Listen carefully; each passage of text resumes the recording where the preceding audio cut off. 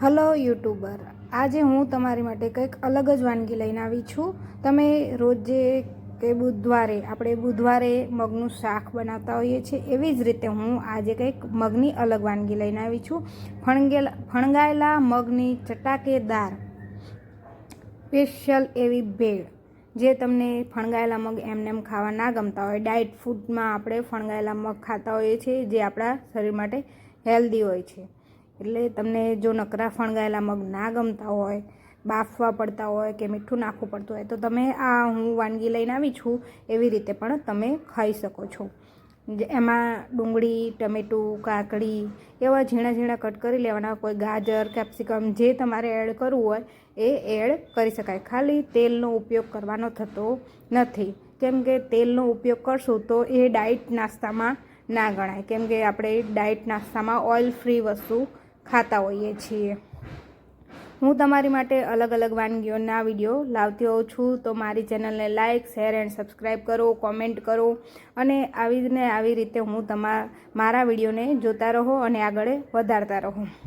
તમે મારી ચેનલમાં જોઈ શકો છો, અલગ અલગ બહુ બધી વાનગીઓ લાવતી હોઉં છું, અને કોમેન્ટ પણ એવી આવતી હોય છે મને કે તમે હજુ નવા કંઈક વિડીયો લાવો. એટલે આજે હું તમારી માટે હેલ્ધી કંઈક નાસ્તો લાવી છું.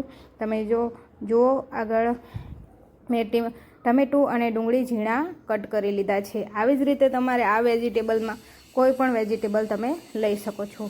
પછી આ ટમેટું ને ડુંગળી એક બાઉલમાં તમે લઈ લો, અને એમાં પછી તમારા મનગમતા કોઈ પણ વેજીટેબલ તમે લઈ શકો છો. મારી જોડે હાલ ટમેટું અને ડુંગળી હતા અવેલેબલ, એટલે મેં આ બે લીધા છે.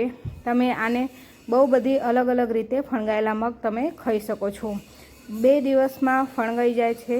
અને આ ફણગાયેલા મગ પછી મેં એડ કરી દીધા, અને એમાં પછી થોડો ચાટ મસાલો એડ કર્યો. તમે આમાં લીંબુ એડ કરી શકો, ચાટ મસાલો, લાલ મરચું, તમને જે પણ અનુકૂળ મસાલા આવતા હોય કે તમે ખાઈ શકતા હોય, જેટલું તીખું ખાઈ શકતા હોય એ પ્રમાણે એડ કરતું રહેવાનું.